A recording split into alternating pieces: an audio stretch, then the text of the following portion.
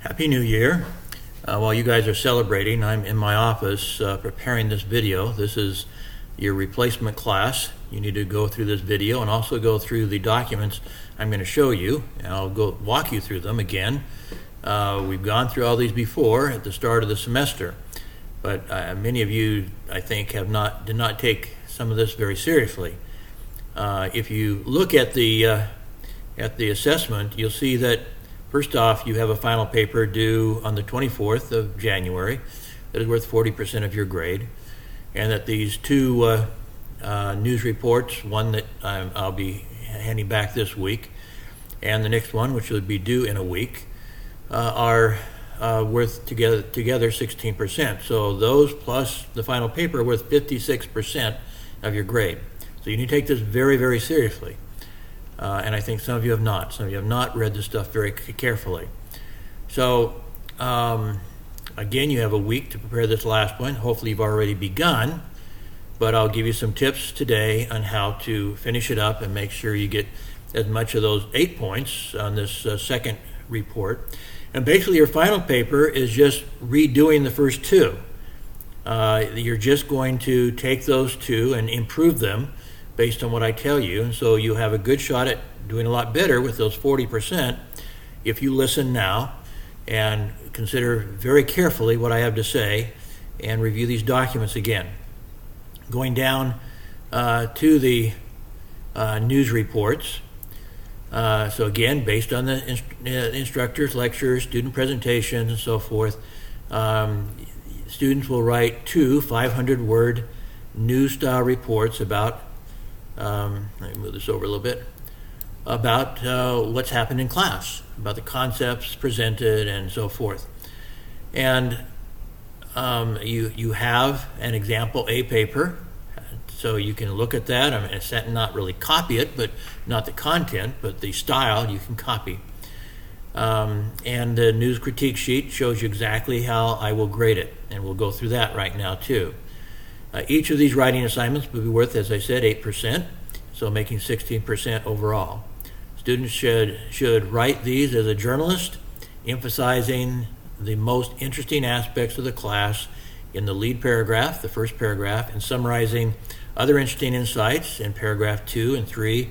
Then they should use direct and indirect quotes from specific sources, the professor, student presenters, the textbooks, by the author's name, not by the books, but by the author's names, although you can refer to them as the author of such and such book, and other supplemental materials, videos I've asked you to watch, and so forth, to provide more detail about what people said and authors wrote that impressed you, the students, during the assigned weeks.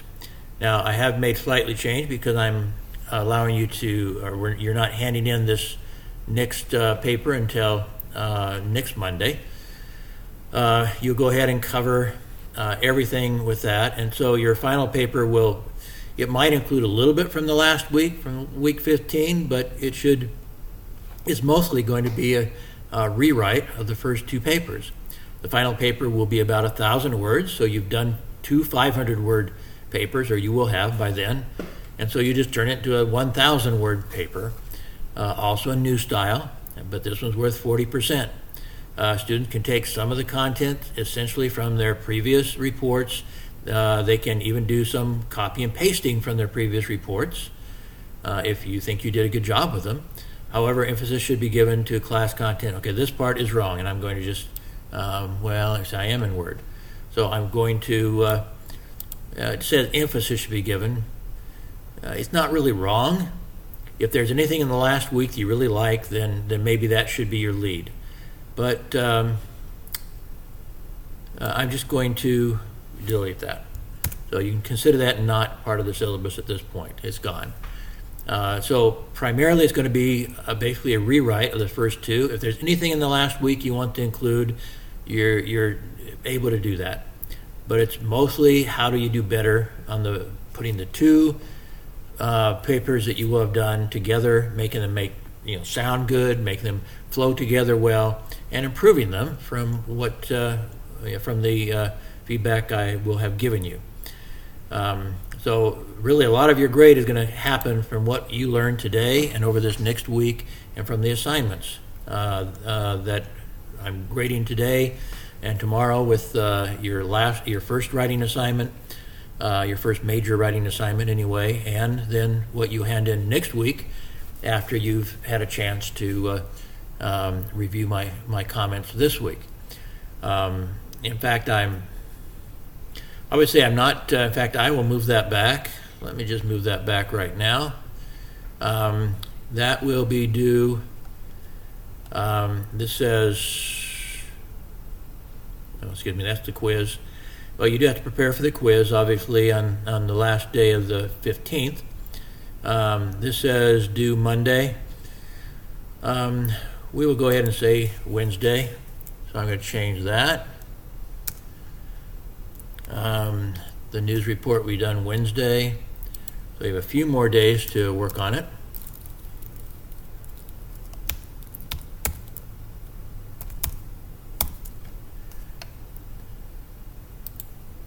Couple more days anyway. So you have time to absorb what I'm going to tell you today and the feedback, individual feedback I'll give you in the next couple of days, and so forth. So again, in your final report, you'll be able to include anything from week 15 that you want, but in essence, you'll have covered essentially everything in the class with your first two papers, and it's mostly rewriting them and preparing them for submission. So then you have 2 weeks after that. So those are due on the 10th, and 2 weeks later, you'll have your final paper due. So you should have time. And now it will be a very high priority for me to turn that second report around very quickly, but realistically, it may be a week. And so you'll get the second report back perhaps on the 17th, and so you'll have a week after that to prepare your final paper with that input. Okay, so that you need to understand. Let's save that, and in fact I will go ahead and put that up on the Moodle site for you to see the revised version in case there's any question. And so that's revised on January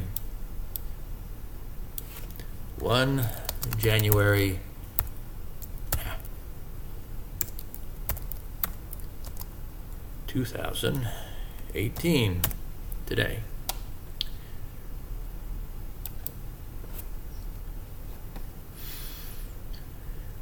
Okay, so I will put that up on the Moodle site later. Okay, let's go to the critique paper itself and review that again before I start going through some of your papers too. So I'm going to, knock off your names and go through some of the papers and tell you how they would be graded, so you can think about that and how you did and improve your papers. Starting with your next, your next paper that's handed in next week on Wednesday now. Okay, so again, we've already explained this. You're going to write that you're writing this like a journalist. So I'm trying to make this class practical. This is now 56% of your grade. It was with the beginning syllabus, so you should have known that from the beginning, but perhaps didn't understand how important it was. What you were doing between then and now is basically taking notes. You should have been. I kept saying, take notes, take notes, take notes, because it's your notes with which you write a good story. So hopefully you have taken some notes. I haven't seen many notes being taken in class, so I'd say if any of you have taken notes, they would have been notes from the video, and that is easier to take notes from the video, that's true.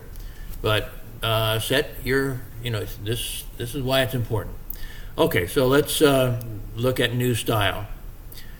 So with this paper that I'm grading today, I'm looking very much at the very first thing, a strong first sentence paragraph, the lead. Again, so I'm just going to read this again and try to emphasize it. Write a strong, interesting first sentence, first paragraph, which we call the lead. The strongest element of the lead is the whammy or the hook. Generally, put the whammy element to the front of the lead, where it will get the most attention, and the attribution then, the source, at the end. So the lead is one sentence, first paragraph. There may be in the real world maybe 1 in 10,000 leads that are not one sentence. But that would be, in fact, that might be too generous. Almost no lead written in any Western-influenced newspaper, anyway, is more than one sentence. So I still see, after I've said this and said this and said this, many students writing 2-sentence or even 3-sentence leads. Don't do it. Even if it sounds okay, there are exceptions where I wouldn't penalize it a whole lot, except it just suggests you're not listening to me. And so even if you could write a 2-sentence or a 3-sentence leads, really short sentences, just don't do it, because I'm trying to teach you what is the norm of the profession, for which I've worked decades, and so I know how to do this. So again, it's one sentence.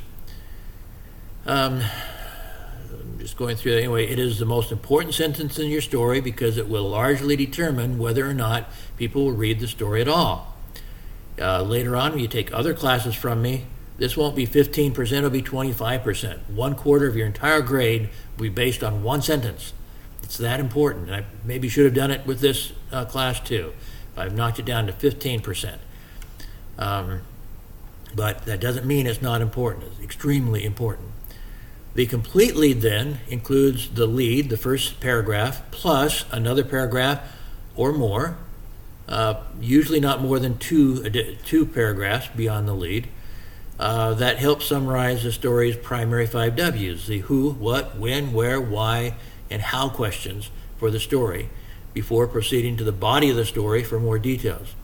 An example of this simple speech interview lead is, the internet has totally changed the way professionals conduct modern marketing, says Xiamen Professor Ken Harvey. So that is a speech interview lead. By the way, notice it is not a direct quote.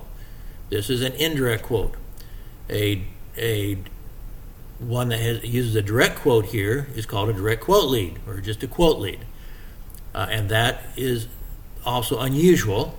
It's not as unusual as a multi-sentence lead, but it is maybe no more frequent in a professional publications than 1 in 1,000 leads would be a direct quote lead. So it is not, sometimes more frequently, we may be a speech interview lead that is a partial quote. So maybe a few words out of this would be direct quote. But so maybe if you had quote marks around totally change the way professionals conduct modern marketing, that would still just, even though it's much of the sentence would be a partial quote. And I would accept that. But direct quote leads are not common.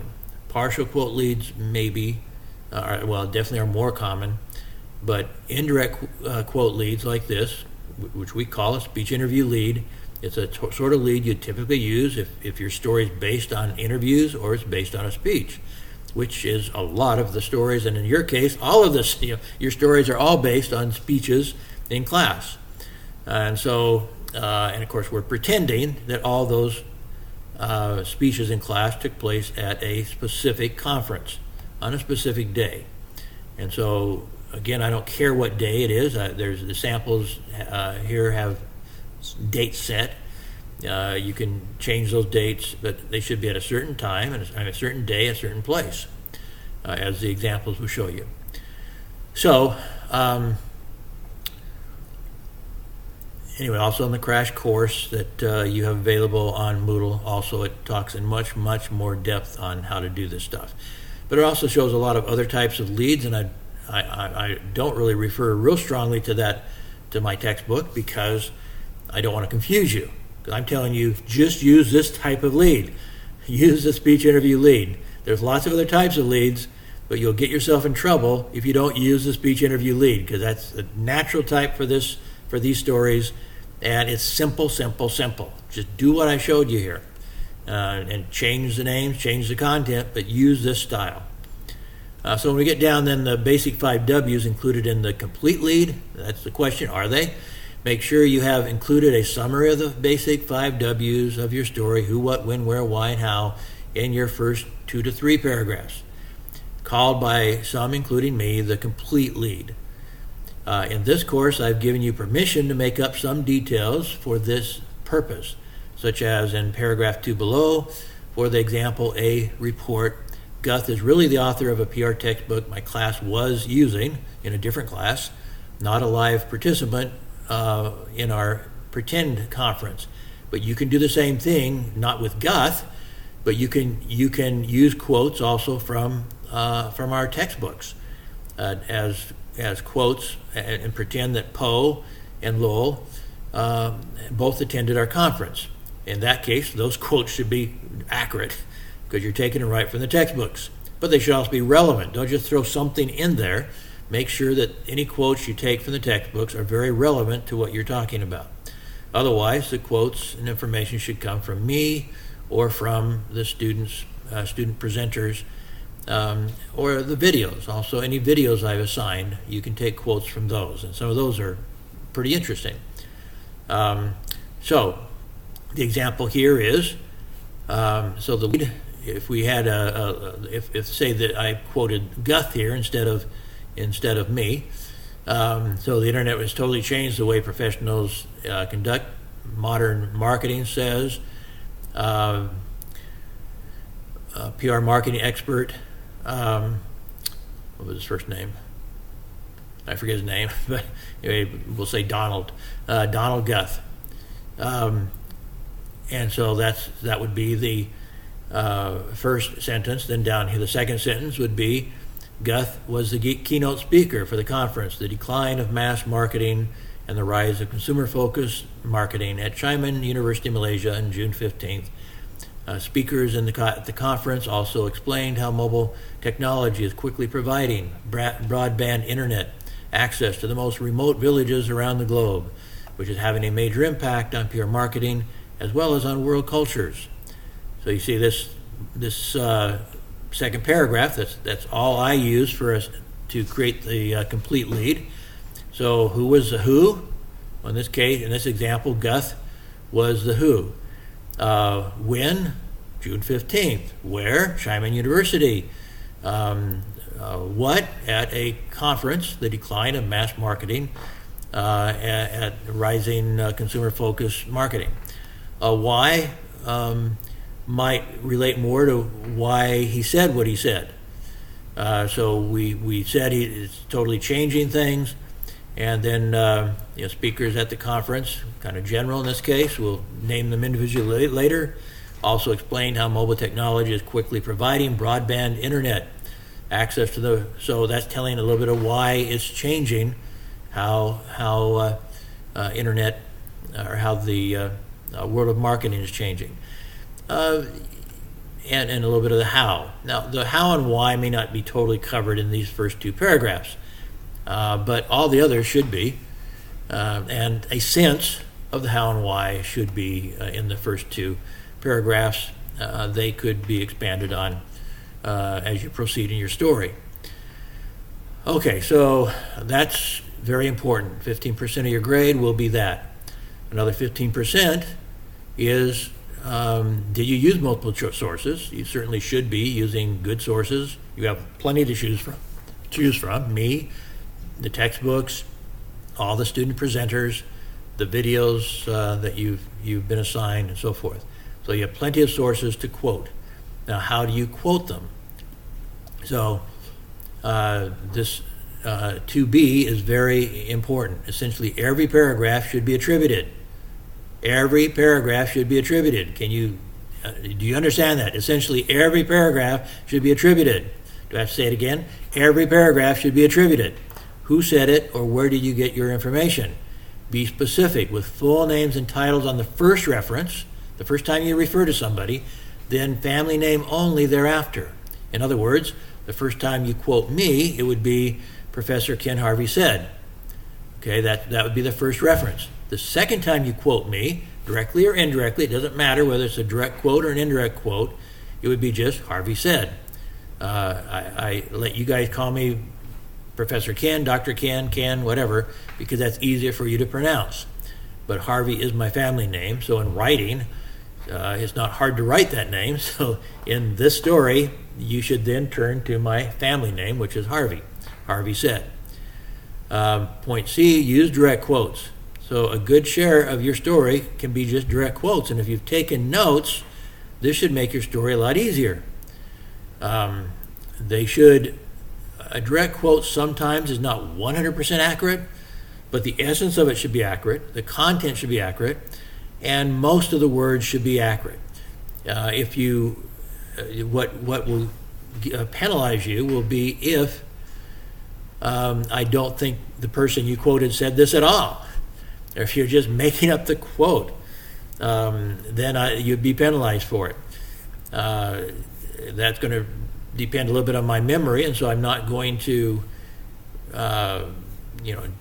be real radical on that because I don't remember exactly what everybody said. But if it sounds like, especially if you're quoting me, and you quote me in such a way I think is totally, even if it were accurate, it's totally out of context. That's not what I intended for you to get out of what I said.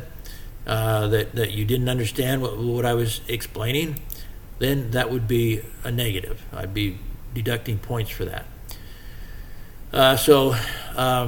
This is the idea of a direct quote. When you put quote marks around it, is that it's exactly what the person said. But in the real world, it's not exactly. Sometimes words get off a little bit. What I tell my professional reporters when they're new and not and inexperienced is make it close enough that your source won't know the difference. And I know I can sometimes check my stories and go back and listen to audio tapes that I've done of the interviews, and I realize I'm off a little bit. But on a regular basis, people tell me how amazed they are at how accurate I was. In fact, the only people who have ever said I was not accurate are those who were embarrassed by what they said, not what I wrote. And in each case, in every case, I cannot remember one story in all my decades of work where I didn't happen to have something to prove what they said. And I think in every case I had an audio recording of what they said. And so I was absolutely accurate. And in some cases, 2 mayors got kicked out of office because they tried to lie and say they didn't say what I said they said. And I invited people to come listen to the audio tapes if they doubted me. And so I know I'm not 100% accurate, but I'm close enough that I've never had a source honestly say I misquoted them, even though I know I did slightly, because the essence of what I quoted was accurate. And if there were a few words off, or if I married quotes, if I had a piece here and then I missed a little bit and I added a little bit, a sentence or two later, and what we call marrying a quote, where we have part of a quote and part of a quote, and we make them one quote. In marrying a quote, they didn't think that was inaccurate either. They thought that made sense, that they accepted that as being what they exactly said. So I've never had anybody that wasn't just lying say I wasn't accurate, but I know I was inaccurate. So get it close enough that they don't know if you're right or wrong, and it's okay. And so, but I'm the only person that's judging this in this case. Do I think you were close enough that they wouldn't know, or that I wouldn't know, basically? Even if somebody else said it, that you're close enough that I don't recognize that you misquoted them. Be specific about what was said. So don't write, the speaker spoke about freedom in America. Watch out for that word about. Try to avoid that word about as much as possible, because as soon as I see that word about, I read that sentence and decide whether or not to deduct points. Sometimes you can use that word and it still has a meaningful sentence. But if you think about this sentence here, the speaker spoke about freedom in America, that tells me almost nothing. About freedom, he likes it, doesn't like it, hates it. is against it. It doesn't tell me anything about his feelings about freedom in America. So more appropriate would be something like, the speaker says competition of ideas is the key to maintaining freedom in America. So it's very specific. So I know more or less what he's talking about. So the second sentence is what I would like to hear most of the time, something that has content with it. And so avoid about sentences, what I call about sentences. Avoid sentences that don't really tell me anything. And in a course like ours, or a conference like I'm saying we're attending, it's very easy to fall into these about sort of sentences. Don't do it. There'll be deductions for it. If you, like, again, there are exceptions where an about sentence is kind of necessary in transition, and you immediately go to a direct quote, so you give content immediately after this. For example, I might let it pass, but generally, try to be more specific like this. Speakers, that's also reflected in my second paragraph up here. Instead of saying speakers at the sentence also talked about, I went into a little detail, also explained how mobile technology is quickly providing. So I gave detail. I didn't just say they spoke about mobile technology. I gave some detail about what they said about mobile technology and the impact of it. So this is it. What I wrote here as an example is very acceptable. But be very careful when you use the word about. It may not be acceptable. Okay, so that's again, 15% will be based on attribution. Now, in my review, I may not put all these details. I need to put down lead, attribution, and Matt might say something about it. But I'm explaining to you now what I'm looking for. So when I start grading your papers, it may be not in this sort of explanation or detail with every individual paper. Language. This is 10%. So, I'm not grading a whole lot in the language, but first off, I have to be able to understand what you said. It doesn't exactly, I guess it kind of falls here under check your basic English. If your English is so bad that I don't know what you're talking about, I have to deduct points there. But other than that, it's the style that I'm looking for. Are you trying to use too many words to try to impress me, for example? Don't use a lot of words trying to impress me. And don't use a lot of adjectives and adverbs. Just tell me what the person said. Tell me what they are talking about, and be specific, just like I demonstrated already.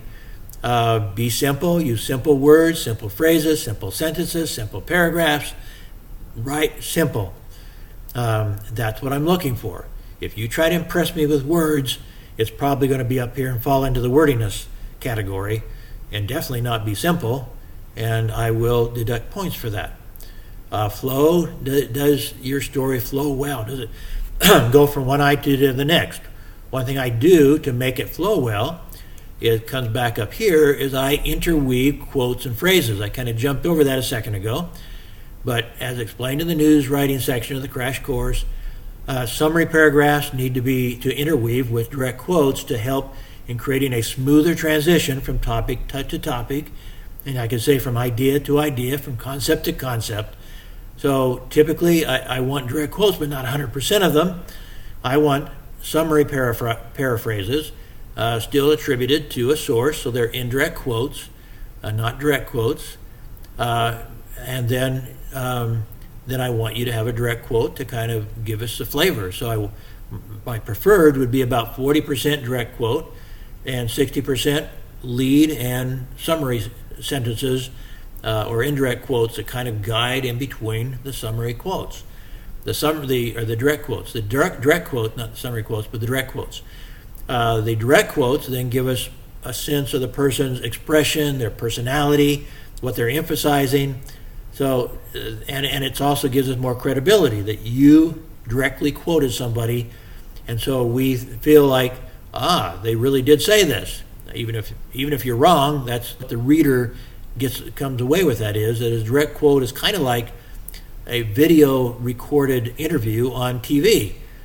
60% is talking heads on TV explaining the story, but about 40%, or maybe even a little more in TV news, is actual video. And so in a print story, you don't have actual video, obviously, and so what replaces that are the direct quotes. And so that kind of gives the same sort of credibility that actual video recorded interviews do in a TV interview or a TV story. Okay, going back down here. So again, I'm not emphasizing real stringently the grammar, and this whole section is only worth about 10%. But if I do not understand what you're talking about, then that could take all 10%. I have to understand what you're talking about. So double check your grammar. Maybe have somebody else read behind you. Use the grammar check in Word or in some other in some online resource that helps people check their grammar. Whatever you have to do, but make sure I can understand what you're talking about. Remember the rules for writing quotes, indirect and direct. In international journalism, periods and commas go inside the direct quotes. For example, quote mark, the internet will change everything, comma, direct quote mark, said Dr. Ken Harvey. So notice the comma goes inside the quotation marks. And that's if it were a period here for some reason. In this case, this is the right punctuation for a direct quote. But let's say the attribution came before it, as I'll show you in a second, and this were a period, the period goes inside of a direct quote also, or a quotation mark.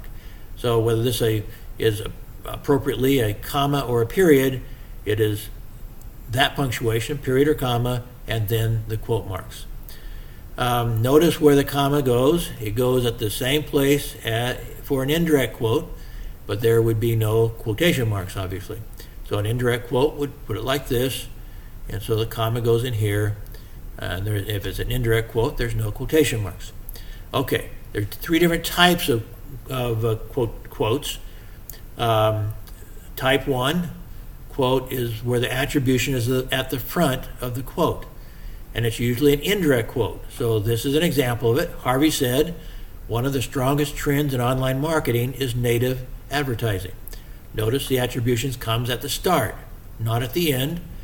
If it's a real short indirect quote, it's okay to put it at the end. If it's a long indirect quote, then it's not okay. Because you kind of lose track and you start thinking that the author, you in this case, are giving your opinion. So if you had a long indirect quote, one of the strongest trends in online marketing is native advertising. Native advertising is advertising that mimics the organic content around it. And then at the end said, according to Ken Harvey. Well, it'd be confusing as to who's saying that, whether it's you or somebody else. And the longer that indirect quote, the more they're going to conclude it must be you saying this. And in a news story, you're not supposed to say anything yourself unless it's you've been at a terrorist attack and you personally saw that. And so you can explain and then describe what happened. But that is rare in a news story. So usually your point of view is, your opinion is irrelevant. We don't want to know your opinion. You're a reporter. And this is not an opinion piece. This is a news story. So we don't want to know your opinion. I see a lot of that in these stories as well. People give their opinions. I don't want to know your opinion. This is a news story, not an opinion piece. No opinions. So that means that's another reason why everything is attributed. Where did the information come from? You need to tell me where it came from, because you're not supposed to be having any opinion. And you're not supposed to be having any separate knowledge. You're quoting people or that were there. And that's how this story is made up. Direct quotes and indirect quotes, summary paragraphs, but not your opinion. Type 2, a type 2 quote has the attribution at the end of the quote and is usually a direct quote, such as, native advertising is created to blend into the organic content. such as the sponsored postings appearing within a Facebook timeline, Harvey said. Okay, you have the quote marks, comma, quote marks, Harvey said, period. So this is the right punctuation of it, and this is the right use of it. Again, it's a little bit longer sentence, which is why it's appropriate and this, so for it to be a direct quote, if you're going to hold off the attribution, and because of what I've explained before, in any sentence, not just the lead, but in any sentence, we would like to have the most powerful element to the front. And so that would suggest we don't want many type 1 quotes. But they're necessary. They're necessary because of this problem of people getting confused who said something. So type 1, indirect quotes, we do tolerate the attribution at the beginning. But when we do have a direct quote, there's absolutely no reason, that's not true. There are sometimes a reason to use a type 1 direct quote, and I'll come back to that in just a second. But typically, we want the direct quote first because that's the strongest part of the sentence, followed by the attribution, Harvey said. When we might break that is like if we're quoting a lot of people with a lot of short quotes, such as we were doing a survey, and we surveyed 10 people, and we have direct quotes for all of them. If we decide, well, in this case, it doesn't make sense to have a summary paragraph or an indirect quote between each of these short quotes. And so we put a few quotes, one right after the other, a few direct quotes, and to make sure that people don't get confused at who said the second direct quote that comes right after the first direct quote, we put the attribution to the beginning. So that's, that if you had a series of direct quotes, really short direct quotes, then you would have to have some type 1 direct quotes. But that typically, we want direct quotes to be type 2 or type 3, which is the next one. So type 3 has the attribution appear in the middle of the quote. It is typically a direct quote, but could be an indirect quote if the attribution is placed close to the beginning of the sentence to alert the reader where the expressed opinion or facts came from. But the norm is that, so here's an example of a direct quote, which is type 3. You pay for native advertising, comma, and end quote, Harvey said, comma, and a direct quote again, but it begins, okay, I have this as a PDF. N is wrong here, I did a typo. So, but it blends, I misread it. But it blends in with unpaid content, including some of your own. So this is explaining native advertising. In this case, the attribution is splitting a complete sentence.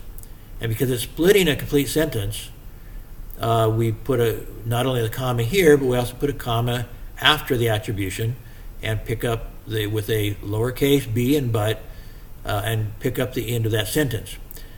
So note that in this type 3 quote, what comes before and after the attribution could blend as a single complete sentence. Thus, after Harvey said, there's a comma, and the next word is not capitalized, in other words, the word but. In this next type 3, however, what comes from before the attribution and after the attribution are separate complete sentences. So if they are separate complete sentences, then it looks like this. It explains it here, but let me just explain it myself as we get down to the direct quote here. So native advertising is one reason why on the internet a company would be crazy not to practice integrated marketing communications -IMC, comma, direct quote, Harvey said, period. So like a regular direct quote, there is a comma here because a period comes after Harvey said, period. And then we're starting a whole new sentence, so we have a direct quote and a capitalized the, because this is a totally separate sentence. So the same team should be preparing free social postings as it prepares the paid native advertising, since they may be exactly the same. So I've left out a word there. But anyway, you get the idea, is that there's a complete sentence before the attribution, a complete sentence afterwards. So after said, you put a period. And you start the next sentence with a capital letter. So notice that different type of type 3. It's still type 3, whether it's two sentences or one sentence broken in half.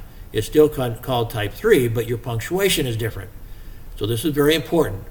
And I'll be looking at language, and this will be one of the main things I'll be looking at, is are you handling attribution well?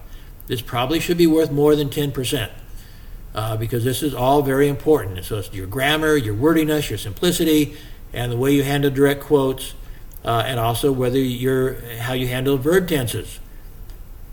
So let me go over this too. First off, let me use this last sentence first. Attribution verbs such as claims or denies carry undesirable connotations. So if you use said all the time, nobody will notice, but they will if you insist on alternating verbs. So in American professional newspapers that have any decent reputation, it is very seldom that you see any verb of attribution other than said or present tense says or said. Stated is fairly neutral, but stated is kind of a uppity way of saying said. So there's no reason to say stated when said is a little bit shorter and just more common language. But all these other words, claimed, denied, laughed, they're inappropriate. And what I was trying to emphasize here is, according to editors in America, professional newspapers, the more you just said, while it may sound boring to you, your reader does, because it's always the same, they don't even notice it anymore. When they start noticing the verb of attribution is when you start changing it. And so if you always use says or said, they won't notice. Now, go to the start of it, and when do you use says and when do you use said? You can use magazine-style present tense attribution says in many interview stories if the when and where elements are not important to include. So actually in many magazine stories, the stories actually may have been written months in advance because that's what they encourage. They want their story, they want to have time to work on the story, make sure they have good graphics and so forth. And so they may accept the story for publication several months before they actually publish it. Consequently, they don't want to use the word said. They don't want to make it past tense, and they don't want to say, oh, he said, last August. That makes it seem like a very outdated story. So in magazines, they try to avoid giving the when element at all. And so it's not important to the story, at least from their perspective, and so they don't even include when they said it. And in a sense, and sometimes the where element kind of suggests a when element. So you have to be careful of where also, especially if the where had a particular date. If you said says whoever while sitting in their plush living room on Malibu, well, that's a where element that doesn't really suggest any when element to it, and so that's okay. But if you tried to do that says at the conference at Xiamen, now the conference was at a particular date, so once that would sound inappropriate to use says and to put something that suggests a specific date in the same sentence. So what is that saying to you? In this case, you can use says in your lead if your lead does not include the when or where element in it. So you could use says, and it will make your lead actually maybe sound a little more current, a little bit more, a little more pleasing. But if you're then going to give the when and where in your paragraph 2, then paragraph 2 and every paragraph after that needs to go to past tense. Said. Okay? So use your verb strategically, but this is how the professionals do it. Okay, so 50% of your grade is on content. Now this, however, does kind of overlap a little bit on your quotes, because what you're using are direct and indirect quotes. So I want to know that I want interesting. I want you to, for example, have you chosen the best stuff? So here it says quality information included and emphasized. Don't just throw in the first 5 quotes you can find. Emphasize the interesting stuff. Is the story interesting, accurate, and credible throughout? That's what I'm be looking for. If you write a boring story, then points are going to be taken off. I want to be interested in what you write about. Direct quotes are not always word perfect. As I said before, we might even consciously do our source the favor of editing bad grammar. That's another example of when it's not exact. However, a direct quote should be accurate enough, and so we've already talked about that. So accuracy, especially the essence of the story, the information you give, should definitely be accurate. And it should definitely be interesting. These are news stories. News stories are to be interesting. Otherwise, there's no reason to write a news story if you're going to write a boring news story. It's not a news story then. It's a report, a class report. You're not writing a class report. You're writing a news story. It needs to be interesting or you have major points taken off. I'm allocating 50% for content, accuracy, right up here, quality information included and emphasized, and then somewhere right up here it says emphasize the interesting stuff. So this is what 50% of your grade is based on. Are you giving me interesting, accurate stuff that should have been reported? If it's not interesting and it's not accurate, you'll have major points taken off in this assignment. All 5 W's included. Make sure you have included the 5 W's, who, what, when, where, why, and how, and the essence of most of them in the first 2 paragraphs, your complete lead.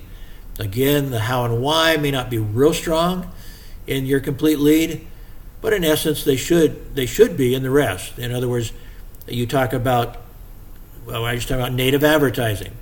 How is it used?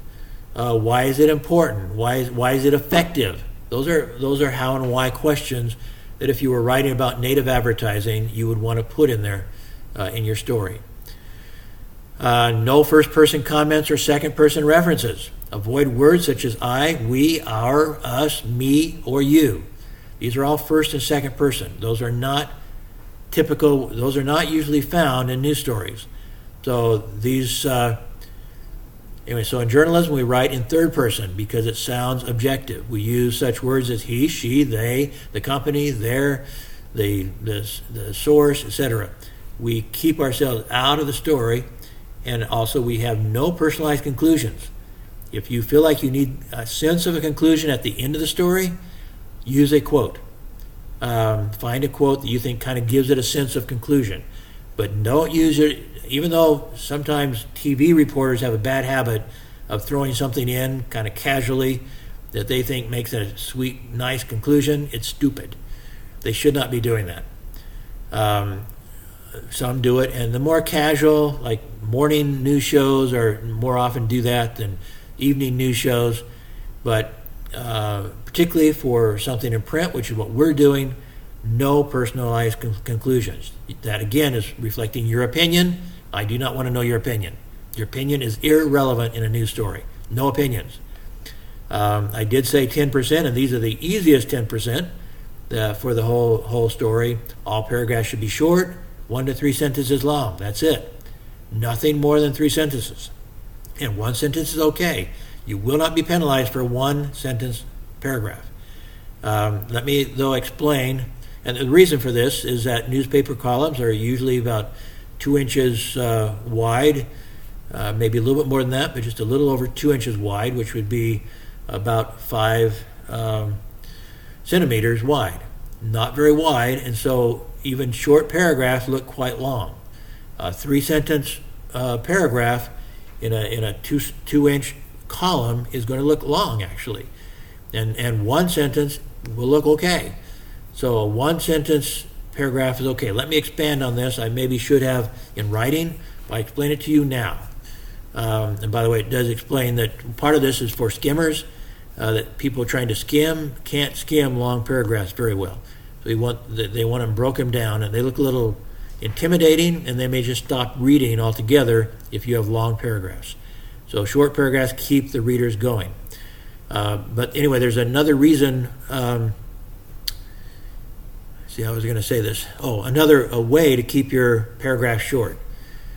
And I need to add this to this explanation probably in writing, but for the moment I'm not going to. First off, if you use two sources, they should be in separate paragraphs. Every paragraph should have its own source. So one source should be enough. It should be probably you can mention the source only one time in a paragraph because the paragraph is short, and your reader will become accustomed to the fact that you never have more than one source in the same paragraph. It might be more than one source in the sense that the city council agreed, something like that. That's in essence a body agreeing to something, a group of people. But as far as attribution goes, the attribution normally would be to an individual, and it would be just one individual per paragraph. So change sources, you change paragraphs. I also change paragraphs if I don't include an indirect quote and a direct quote in the same paragraph. So I typically use an indirect quote to kind of explain what this next source said, or the next source or the next subject he was talking about, maybe the same source but a new subject. And so I use an indirect quote, and that is a paragraph by itself, probably just one sentence, maybe two, but probably just one. Then the direct quote, if I'm going from a indirect quote to a direct quote, same source, but now it's a direct quote, I make that a separate sentence. So I'm looking for reasons to make, or ways to make sense out of keeping the paragraph short. So change source to a new paragraph, go from an indirect quote to a direct quote, separate paragraph. Indirect paragraph or indirect quote, one paragraph, direct quote, a separate paragraph, and separate attributions, obviously. Inverted pyramid, we haven't talked a lot about that, but all that really says is put the most interesting stuff at the top. And that's, I'm not going to insist on real careful inverted pyramid, but if you're starting with the most interesting stuff in your lead, then in essence you started off with a good inverted pyramid style. Your most interesting stuff is at the start of your story, and then your less interesting stuff is towards the bottom.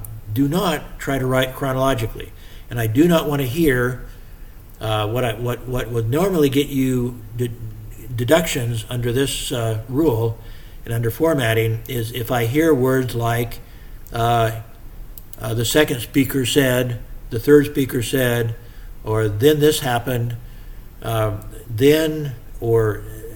since we're not using inverted pyramid, once you start using those words, then it's clear you're trying to write chronologically. And that's not what we're doing in this story for sure. We're not writing chronologically.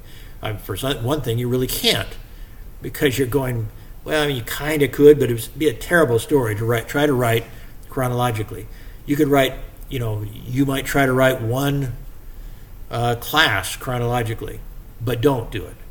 Put the most interesting stuff first, and then write some, less interesting stuff after. You do not write chronologically. One of the biggest mistakes people make in covering speeches is to try to write it chronologically. And yet usually the whammy, the hook, the most important and interesting thing the person says in a speech is at the end. So you almost, to really cover a speech properly, you usually have to flip it upside down. Plus, at the beginning, they very frequently tell a story or tell a joke or something. Those are seldom used at all. If the story is a real story, not a humorous one or something, that might find its way in. It might even find its way up to the third, fourth paragraph. Up in the sense that the conclusion or the whammies was part of the conclusion, and then to build on that conclusion, to support that conclusion, you use the anecdote as a true, it being a true anecdote. Not if it's just a funny story or something, you don't use it at all.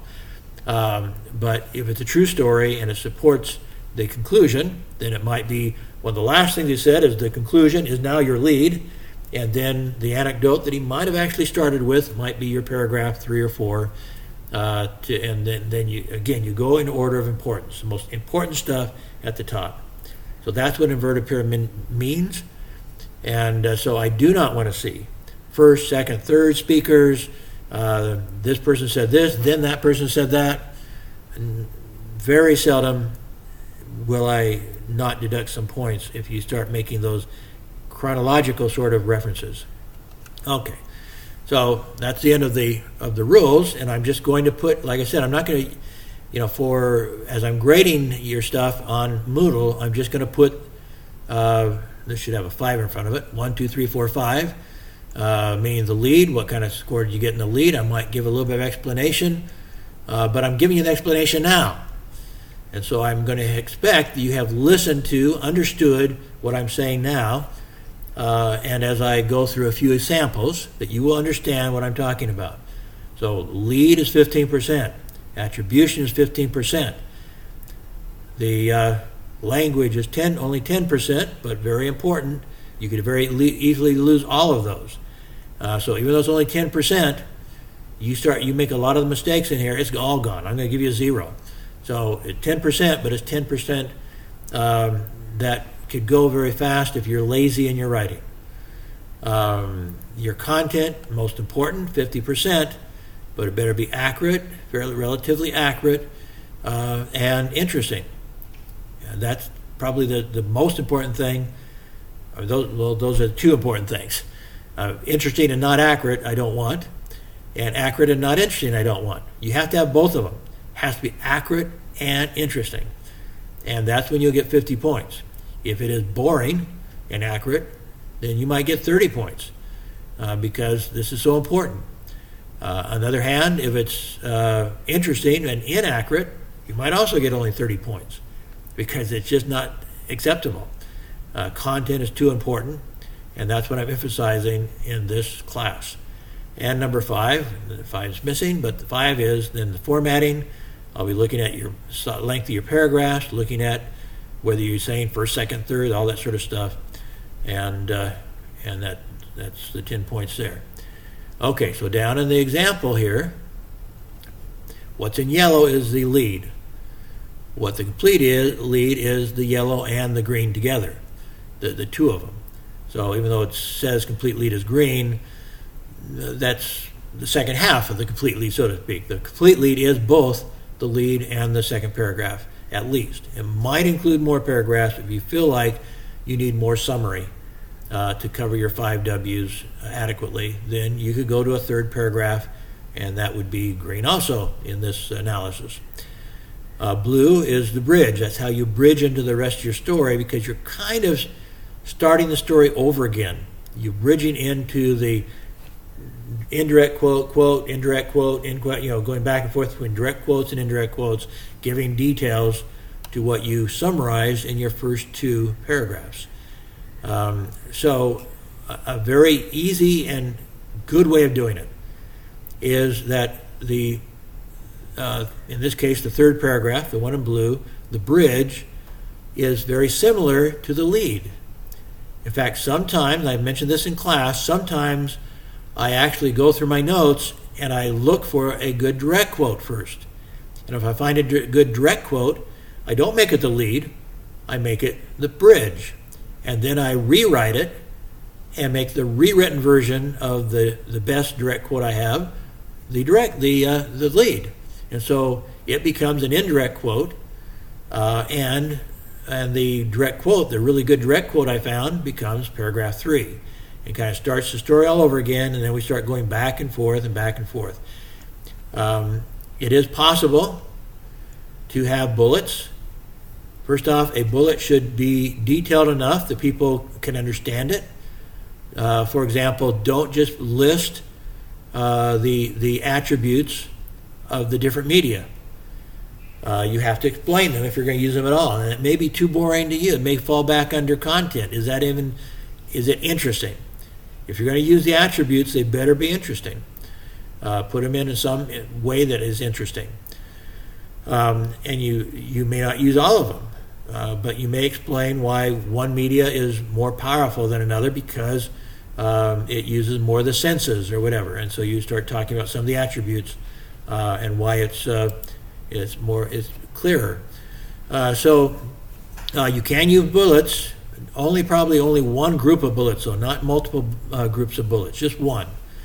I see some people putting, now in a 1,000 word, maybe two, possibly three in your final, but I would say probably in 1,000 word, two sets of bullets maybe, and make sure those bullets are clear and that they're important.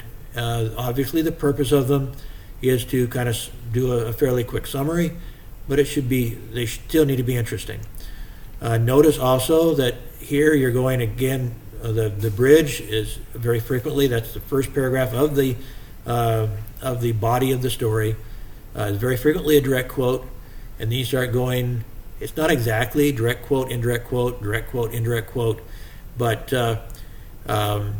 it's kind of like that. So here we have a direct quote, then we have two indirect quotes, then we have another direct quote, and then an indirect quote in bullets, and another indirect quote before we go back to a direct quote, then an indirect quote, a direct quote. So you see it kind of flows back and forth. So it's not a perfect match.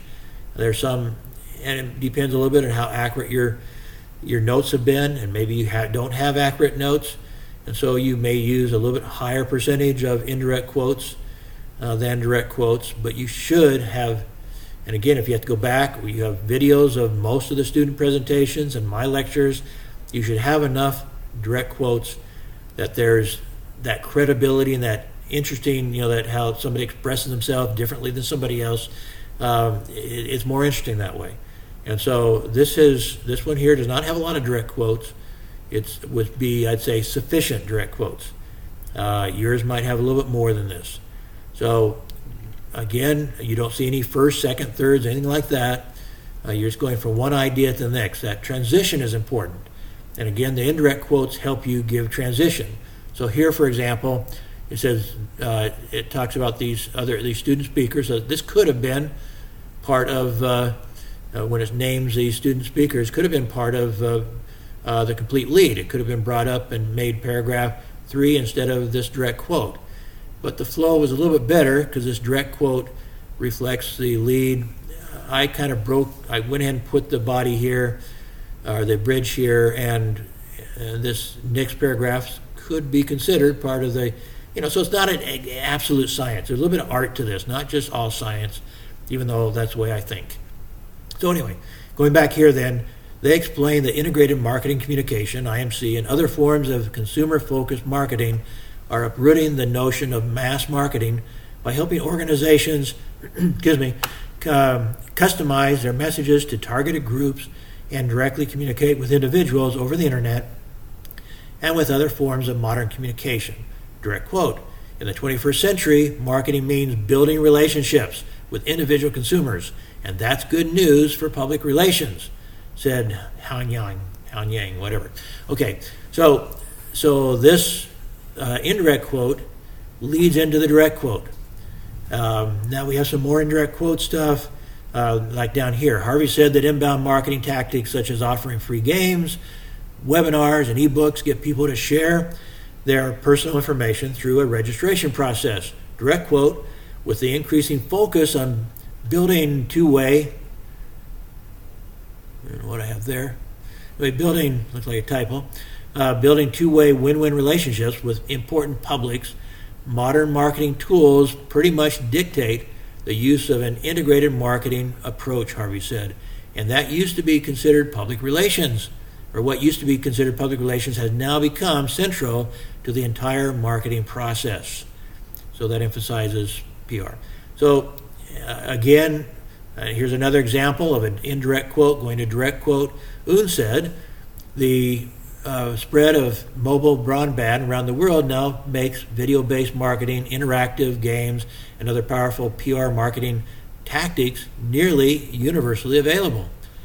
Quote, of all the people of Kazakhstan, for example, only 28% had internet access in 2008, and most of them through slow dial-up modems at a high cost, he said. Now, essentially everyone in that country has access to mobile broadband at a very low cost. So Again, indirect quotes leading and transitioning to a direct quote.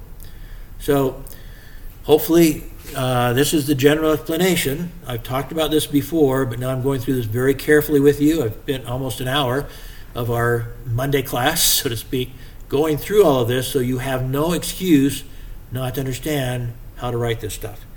Now I will pause as a second, go through and prepare to go through some very specific stories that you all have prepared, and take your names off so hopefully you won't be embarrassed because your name won't be on it. I'm not targeting any specific person, but I'm going to have to go through and explain what you've done right and wrong. And so to emphasize all these things I've been talking about, I'm now going to take real papers and go through them without using your name and explain how some of these papers we'll look at some A papers, some A- papers, some B+ papers, some B papers, and I don't know if anybody's going to do worse than that. In our current grading system, of course, 80 is now an A-.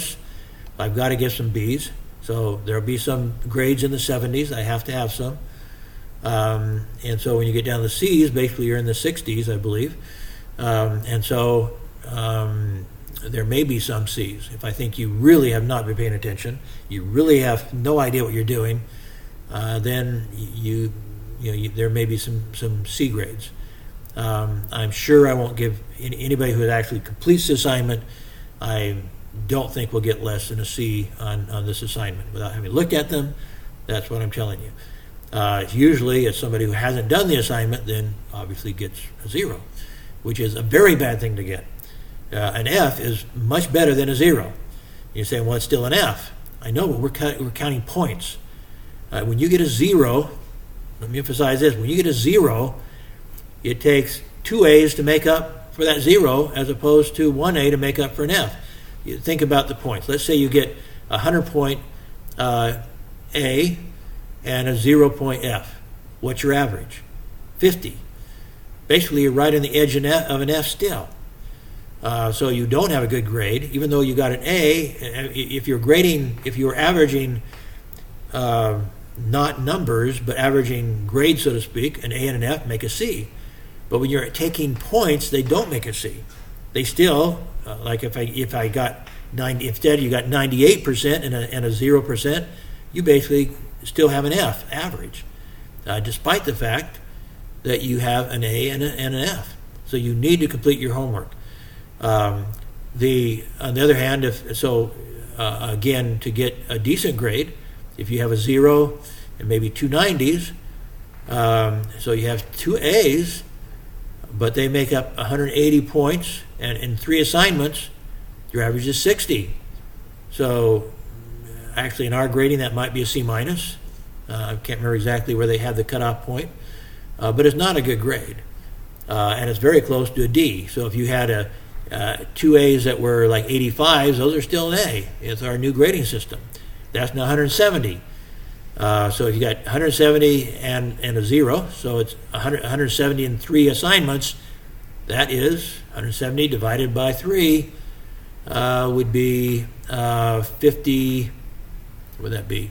About 53 and a third points, I think. 53, 100, yeah, 160. Okay, 170, so a little more than that.